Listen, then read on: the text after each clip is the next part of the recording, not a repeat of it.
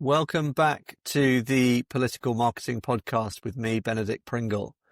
This is the podcast that seeks to understand how election candidates, political parties and campaigning organisations win hearts, minds and votes. My guest today is Peter McLeod, founder of Hold Sway, an independent polling and strategic insights firm. Peter has more than 20 years experience in market research, including nearly 10 years at the iconic Democratic polling firm Greenberg Quinlan Rosner, which is headquartered in Washington, DC. Peter worked in the UK office, rising up to run the London office from 2017 to 2022.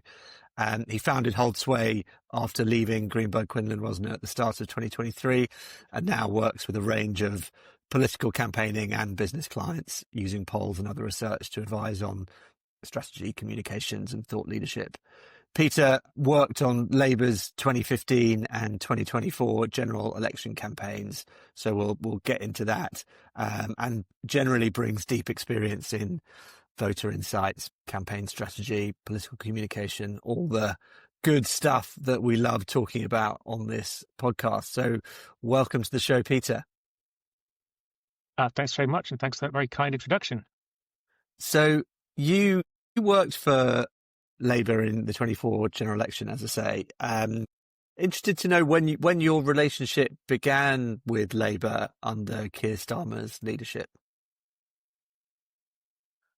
So, I mean, as you mentioned, way back when I first got into this, I joined GQR, and that was the pollster for Labour up through the 2015 election. There was then a hiatus of 5 years when we didn't have a relationship. What happened then? I don't think we need to go into that too much, but 2020, it was the start of the pandemic, and from some work I'd done over the couple of years prior to that, I happened to know Claire Ainsley, who had been the head of Joseph Rowntree Foundation, and then when Keir was elected leader of Labour, she was made his executive director of policy, and so she got in touch April 2020 about doing some focus groups, and in fact said, there's a pandemic on, Keir's just become leader, it would be good to get some focus groups happening, can you do some tomorrow night? And I said, as you do when you're working in a client service organization, of course we can do some focus groups tomorrow night. We all know there's a pandemic on, so we can't do the kind of normal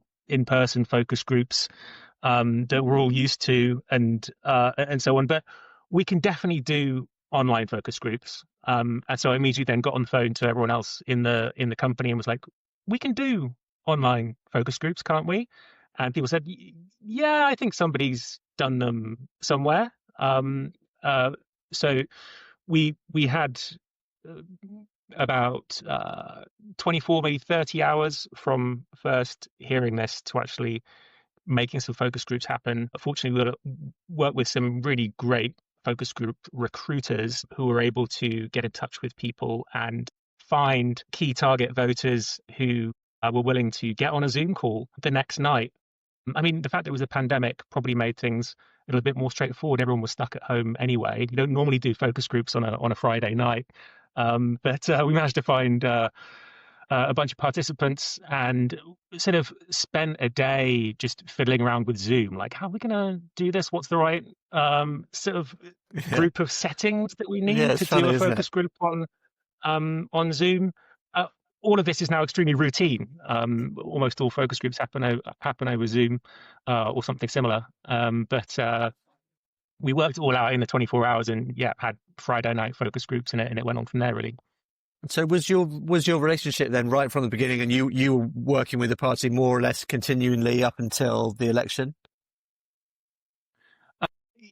A bit off and on. There were different projects in the midst of all of that. Then I left GQR and then carried on sort of working with Labour on my own account. Keep a running tally somewhere, and I think I've done in the region of 250 focus groups in that period. So it's been fairly constant. But obviously, busiest time was in the year running up to the actual 2024 election. So, I mean, on this podcast, we love to get into the weeds of, what time you have breakfast and when you have coffee on the day-to-day. Not quite that level, but I'm interested to know, in a sort of, in the 3 months coming up to a general election? Like, how frequently are you speaking to voters qualitatively? It depends a bit on the campaigns and the amount of money they've got, but it, it's pretty much all the time. I think just about any campaign, certainly of the two bigger parties in Britain during an election campaign, is going to be in field most nights of the week with focus groups, because there's just so much to find out from the voters, like Yeah. during the campaign. I mean, a lot of it's quite like just working out the day to day.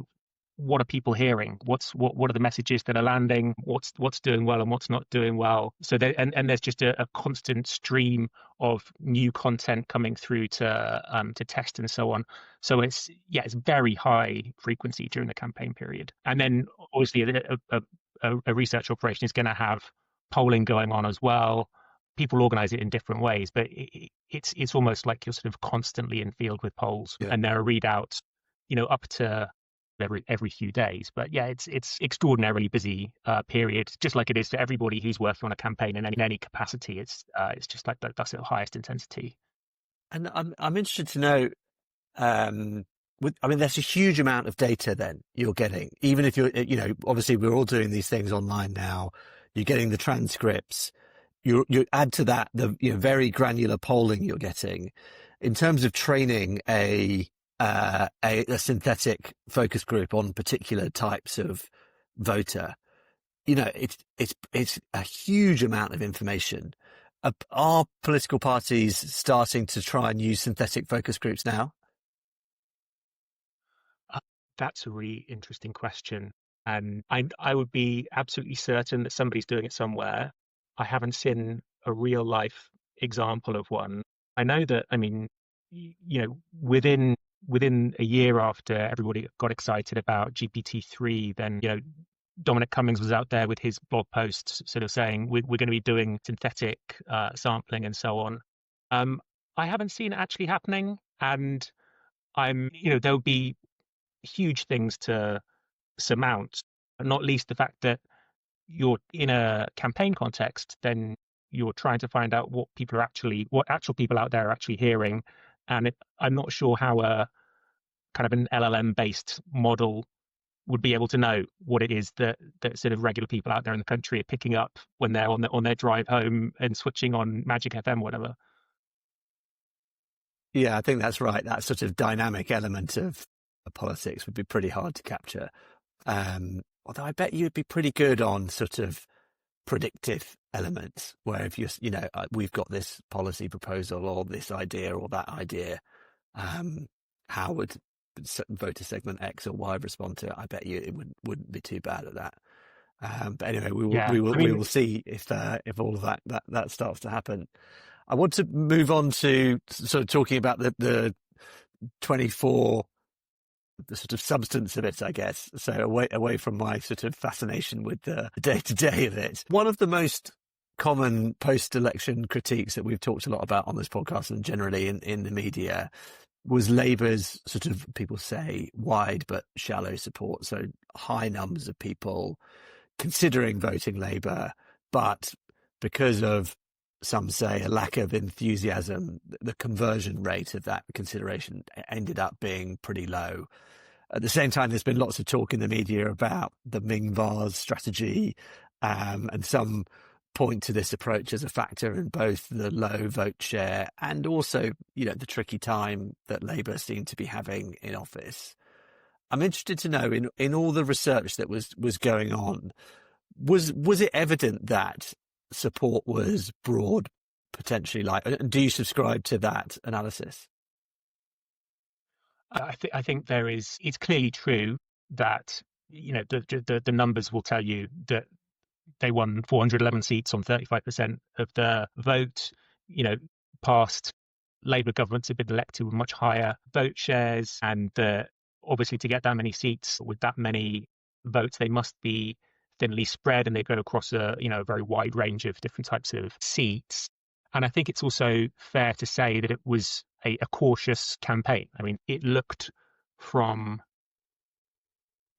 at least a year or more out, really from the point of the end of the Boris Johnson premiership onwards, it looked like the election was Labour's to lose. And so the task was to not let that slip away. And I think that did affect in many ways the way that it was done. And I think completely rationally. And yeah, clearly, you know the state of the polls at the moment. They've lost a lot of support, and a lot of the reason for Labour's vote share now being where it is that people have gone in all directions. They came from all directions at the election, and they've gone off to all directions now. And so was there concern at the time going into it during the carrying of the Ming vase? I guess it's so easy to look at these things in hindsight, but was anyone going, I think, either we're not getting deep enough with enough voters and that's going to make our life harder in the next general election, or we're not winning a mandate and so then government is going to be tricky? Or is that that's pure hindsight, and in the moment everyone's going, look, let's just not fuck this up? I think that the absolute priority was to win, right? And I think that if you look at what has happened to Labour in the past, notably 1992 and 2015 elections, that going into them, a lot of people were saying that Labour could win these elections, that they were there for the taking, and then they didn't. I think in 2024, rightly, it was, let's get this to election day and win it. And I couldn't fault that approach, and because of the history that we've got. Like, if you, I think hindsight is a wonderful thing, but can you imagine if we were sitting here and somehow they'd blown it, and what would be saying about that 2024 campaign? Do you know what I mean? I think it's very easy, especially on the outside, to say there is no way that Labour can lose this. Mid-campaign, to say, right, guys, this is in the bag. We can tell the Conservatives, you're right, we are going to put up taxes, and see where it goes. Because I think as well, if you look back at that campaign, if you look at the way that the polls moved during the campaign, Labour went from comfortably above 40% to 35%, and that was real movement. It wasn't just it's not solely polling error that sees that drop. There's actually real movement that happened. Tories recovered a bit, and there were not many messages that made a big difference in that campaign. I think it's correct that the single most important thing was that Labour represented change. It was a change election. Labour made very clear it was going to be change from the Conservatives. That's why they won the election. But the things that led to serious amounts of movement within the campaign, I think, were Conservatives' attacks on Labour over tax. But probably more important was the supermajority message, which, from the Conservative point of view, I think definitely won them back some voters who might otherwise have gone elsewhere, and perhaps prevented them from ending up really small. But they also, I think, reassured voters right across the spectrum that the Tories weren't going to come back, right? Like for an awful lot of voters who were, left of centre, the big thing that they wanted to make sure didn't happen was the Conservatives got back in. And by saying don't let Labour get a supermajority, the Tories were saying we know we're going to lose. Like, we're definitely out of here. And I think that made quite a big impact. Yeah, I completely agree. And those are definitely the two things I would say made the biggest difference to the campaign. I think Nigel Farage coming back also, makes a difference as well. But from a sort of pure campaigning perspective, messaging, supermajority and the tax attacks. And it's definitely my most unpopular opinion, but actually I thought the Tories campaign, even though at the time I sort of thought this is vaguely shambolic and they're just throwing shit at the wall. But then when you actually look at the things and how the polls move, it's definitely aligned to those two things. And so I actually do think they had a pretty good campaign in some ways. And so I'm interested in, we were touching a little bit there on the sort of tax proposal or the sort of tax pledge that Labour made in the 24 general election. And it's interesting to hear you say, there's no way, or there was no way we weren't gonna say we're not going to do it. We're obviously now speaking in the build up to the budget, where it sounds very likely that the Labour Party are going to break that manifesto commitment and raise income tax. Though we will see.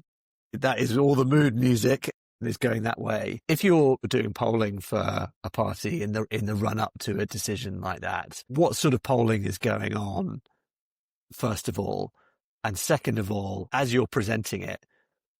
Just interested to know how are you presenting it? Do you try and completely remove yourself from the decision and just present as objectively as possible? Or does it always have to come with a little bit of, this is what the numbers are saying, but this is what I think they're really saying? So let me first say, I'm not directly involved in any kind of research that's going on around decisions on this budget. I think that maybe this takes me to a kind of a broader point, which I think is worth making around the kind of work that I do. I really don't see focus grouping and polling as a tool for making policy. I would think of it as a tool for communications and campaigning, like working out your strategy, working out how to execute your strategy. When it comes to talking to the voters, working out who the voters are that you need to talk to, and working out how is the best way to package what you're doing. And policy decisions need to be made based on other factors, right? You're not, I think, you ought not to be in a situation where the politician is saying, should we bring back the death penalty? I mean, they should have their own point of view on that, right? And likewise on what they're going to decide now on. So all that said, lots of work needs to be done around any big decision like this. You need to talk to voters. You need to use both polls and focus groups, talk to voters, find out where they are, and as much as possible, in the context of a piece of research, whether it's a focus group or a poll, simulate how a policy announcement is going to land with them, and then try and use your various research tools to test out different approaches to talking about it. And you need to be able to take a really dispassionate point of view, I think, as a researcher. I mean, sure, people do come into this with their own kind of policy stances, but in my view,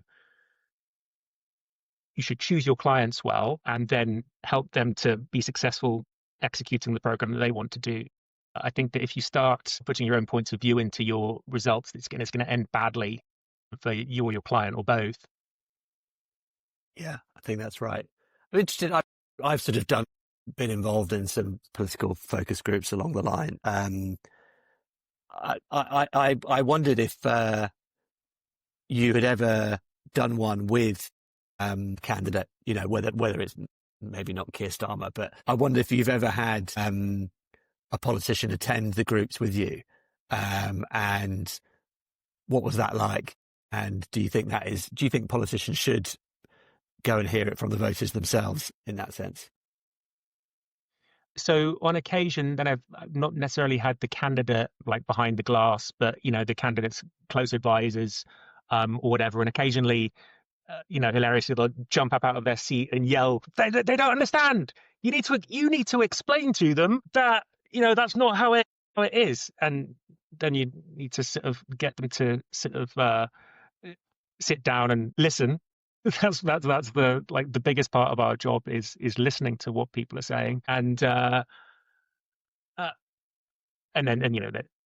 take the feedback from the group and sort of synthesize it and share it back. But in general, I really strongly recommend for clients, whether in politics or anywhere else, to watch focus groups. It's completely fascinating, I think, quite often. Obviously, with doing Zoom groups, you can make a recording and have someone watch it back, as long as you comply with all of the data protection requirements and so on. But you have to tell the people you're making a recording. But yeah, it's it's often incredibly interesting because people can be involved in politics for years and still be completely shocked by what target voters are saying. And then you often, need to remind somebody these are people who have expressed an interest in voting for us, or have come over and said that they'd vote from a different party, but they're one of our voters, and people can be really, really shocked at the sorts of things that people come out with. Yeah, totally. I want to touch on the 2015 campaign as well. And actually, we've had a few different characters on the podcast who were very involved in that campaign. So we're building a real picture of what went on there. I wondered if you could talk to us about 35% strategy. If you maybe just start off by explaining what the media thought that was, and potentially some comments around whether it was ever actually a thing. So I don't think that anybody directly involved called this the 35% strategy. I think that, so for context, I got into doing political research just a bit less than 2 years before that election, and was working, the kind of leads on that from the polling side with Stan Greenberg and James Morris, who were in charge of the London office at that time, and were the ones that went into the strategic meetings with the kind of campaign heads and so on. But to my absolute knowledge, nobody was saying 35% is all we should be aiming for. But thinking about where the polls were at that time and where we ended up, 35% was a realistic goal to exceed. The final result was 29%, and the Tories got 36.9. I actually checked that on Wikipedia just earlier.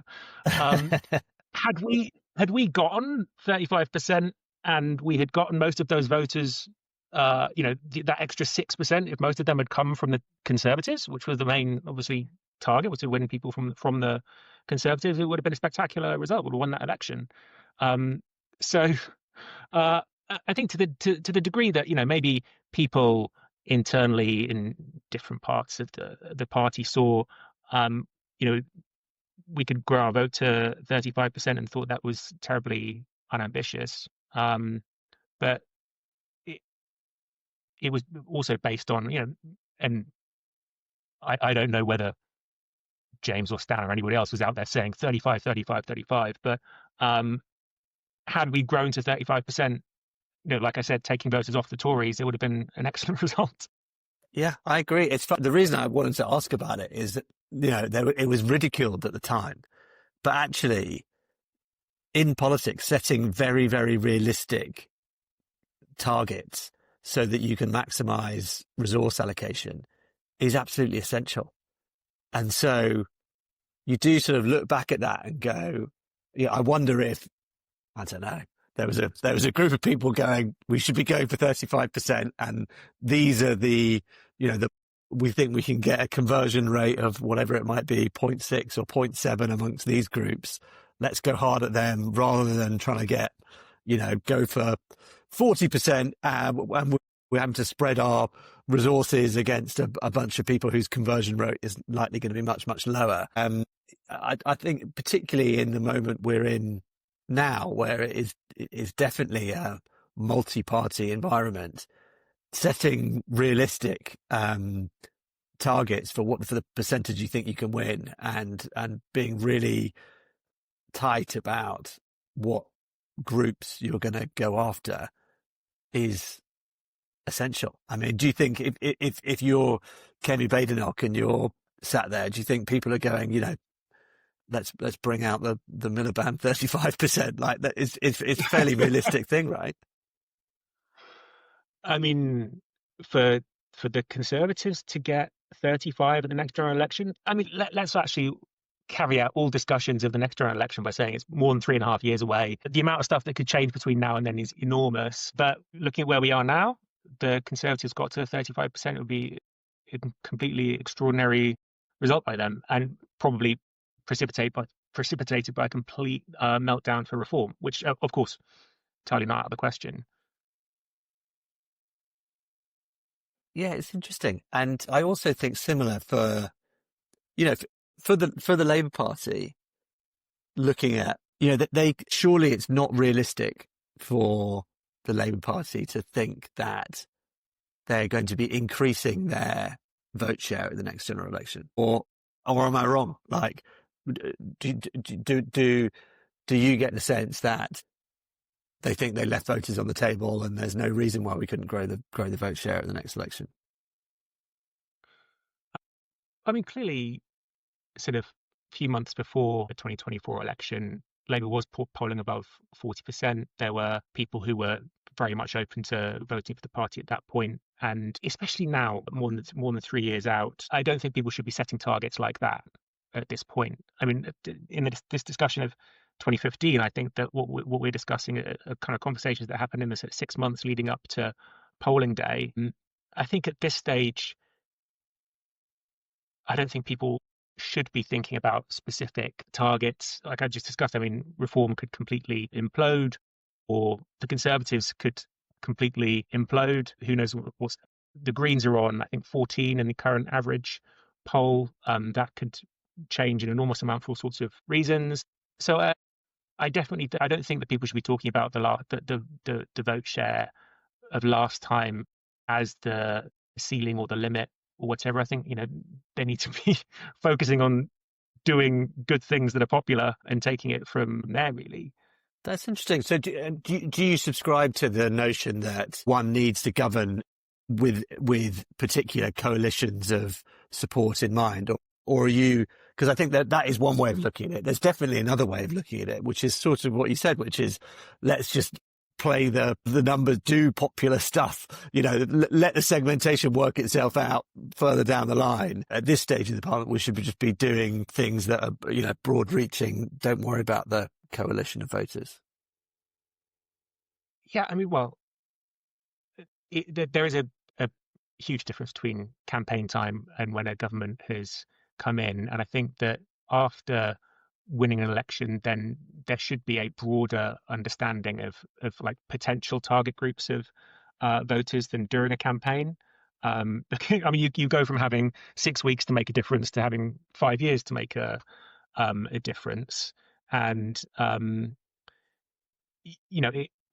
it's worth having in mind the whole range of people who voted for the party and the groups of people who would potentially vote for it in the future or who considered voting for it in the past, and to, well, in terms of governing, to do the things that you said you'd do and the things that your political project is about, because presumably you believe that those things are going to be good for the country, and those things, if you're good for the country, then you're going to improve your overall position.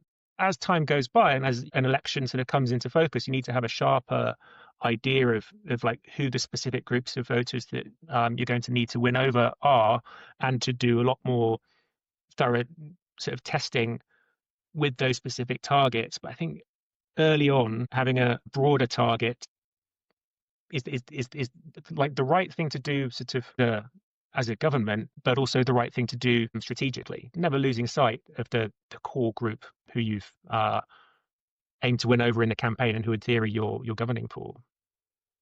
Yeah, that's very interesting. So I mean, I guess there's this notion of the progressive majority sort of doing the rounds, isn't there? And about how Labour need to choose between winning a coalition of voters, which is people currently thinking Greens or Lib Dems or Plaid Cymru or whoever it might be, or trying to win over the sort of red wall, reform curious voters.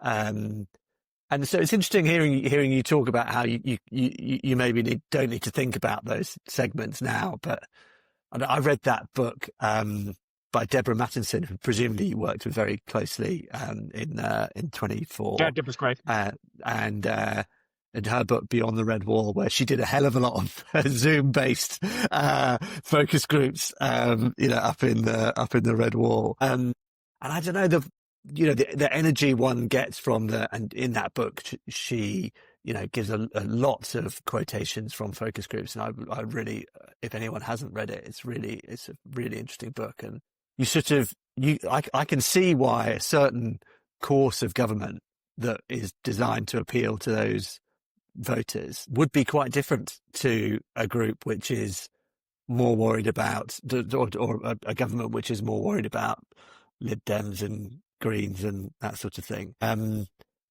I don't know. I guess it sort of, it seems waiting until getting much closer to the general election, getting stuff done that can appeal to these different groups. I don't know. It feels risky. I don't know. You sort of, maybe that's why the Labour government at the moment feels slightly like it doesn't have its North Star sorted, because it doesn't know which group it's. Yeah, I mean, so this is a really tricky question, and I see, like you do, the almost constant debate about Labour's targeting that goes on social media and so on, and in the age of the press. And I think it is really worth thinking through. Like, to put my cards on the table, I don't think that a progressive voter only strategy is plausible for Labour. I don't think that it can win like that.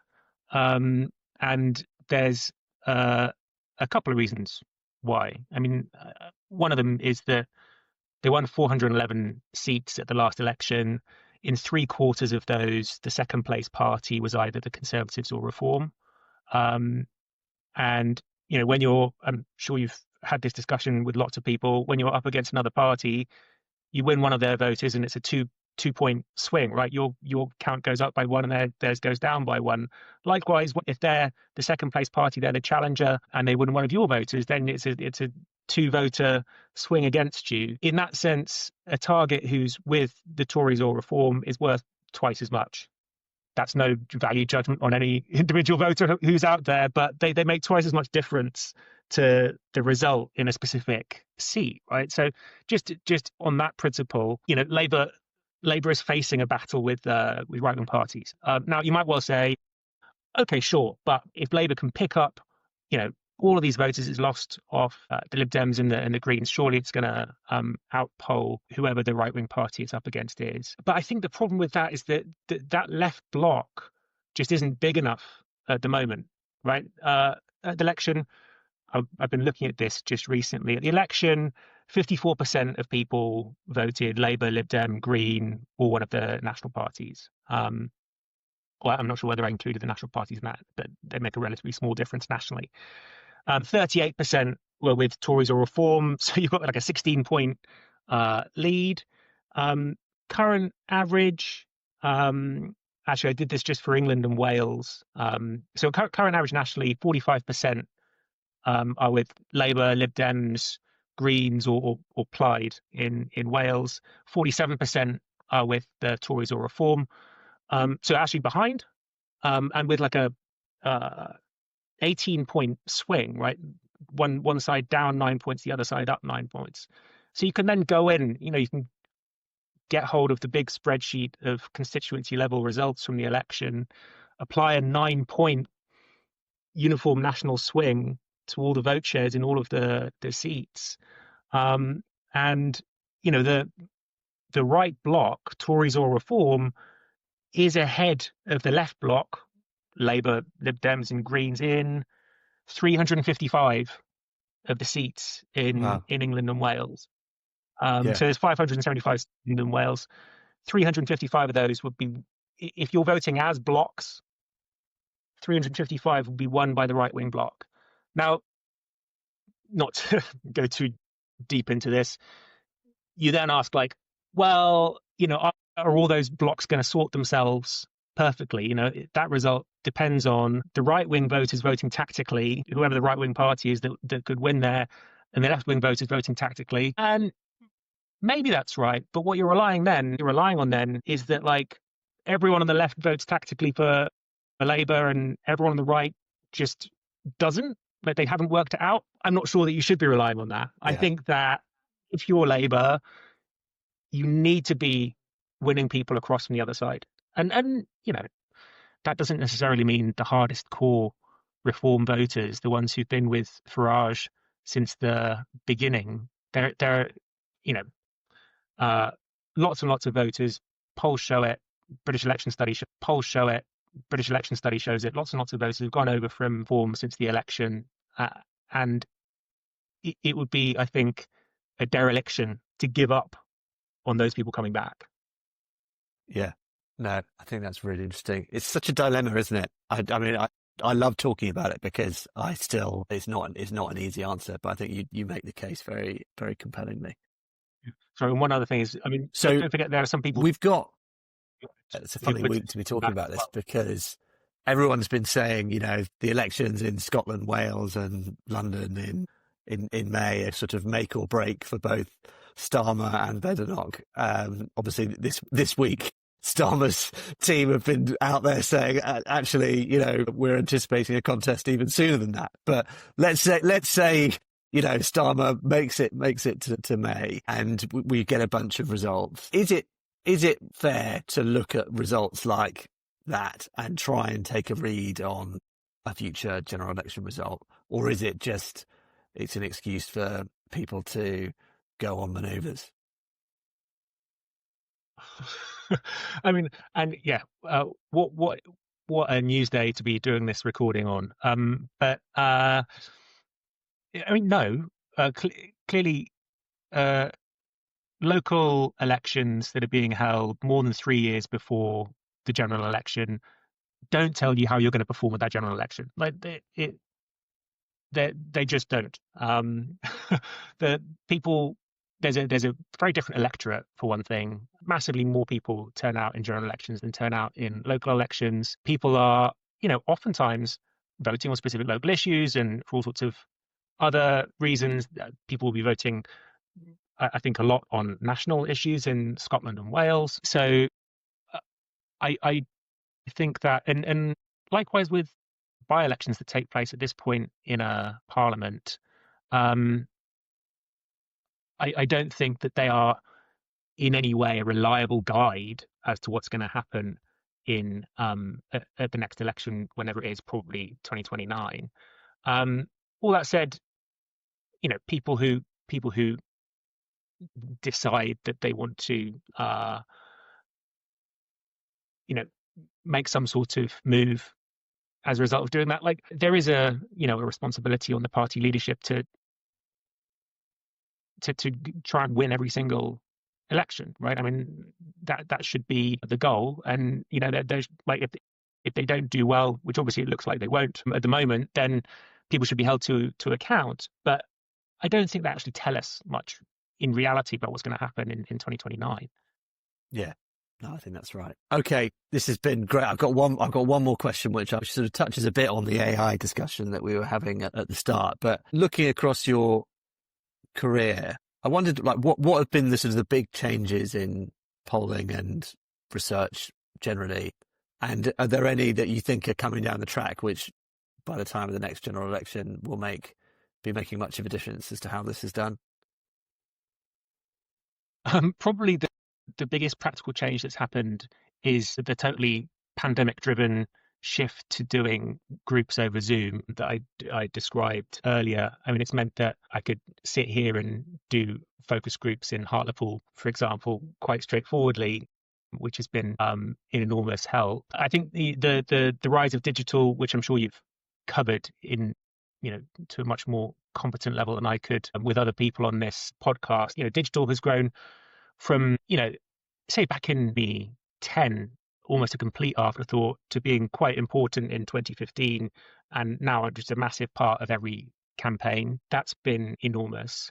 I think specifically in a British context, I think everybody is coming to terms with the sort of ongoing total breakdown of our former two-party system, right? There's a really good book on voter volatility by a group of academics, including Edward Fieldhouse and others, that I read in the run-up to last year, all about how people have just become so much more open to switching parties than they used to. Back in 2005, before I got into all of this, I was still studying, but I went to a seminar with Bob Worcester, the legendary founder of Maury, And he was talking about, the sort of the fundamentals of elections in Britain, including that the absolute baseline for the Conservatives was 30%, and the absolute baseline for Labour was 30%. He used the expression "tested to destruction." The Conservatives were tested to destruction in '97. Labour had been tested to destruction in '83. Those were things that we could take as read. It's all out of the window. The whole notion of having a party identity, like party ID, something that pollsters will track. They'll put it into any poll. You'll look at people who identify as a Labour voter. That's dropped down massively. Jennifer Lees Marshman actually spoke at that same seminar, and I've heard her on your podcast as well. She was talking about the concept of political marketing and saying, that there is a trend that voters are becoming a bit more like shoppers. They're giving one go to one party, and if it doesn't work out, they're quite happy to try another one. I think that it's really challenging actually for parties who felt that who've not been taking voters for granted, but felt like that was their voters that they were at home with, that isn't there anymore. I think that's an enormous thing to deal with. And one of the reasons the Conservatives have been more successful than Labour over the past, forever, is that they've actually been more comfortable, I think, with shifting voter coalitions and breaking down one voter coalition, building up another one. And you look at the people voting Conservative in 2019 versus in 2010, it would have been enormously different. Yeah, I think that's right. Yeah, being market oriented, as Jennifer always talks about, I think it's been important for probably over a decade now. But now it's just it's everything. You can't take any voter for granted. I think that's exactly right, and why people should be listening to this damn podcast. Peter, it's been really great to have you. I've absolutely loved this discussion. Thanks so much for coming on. Such a pleasure. Thanks very much for having me on.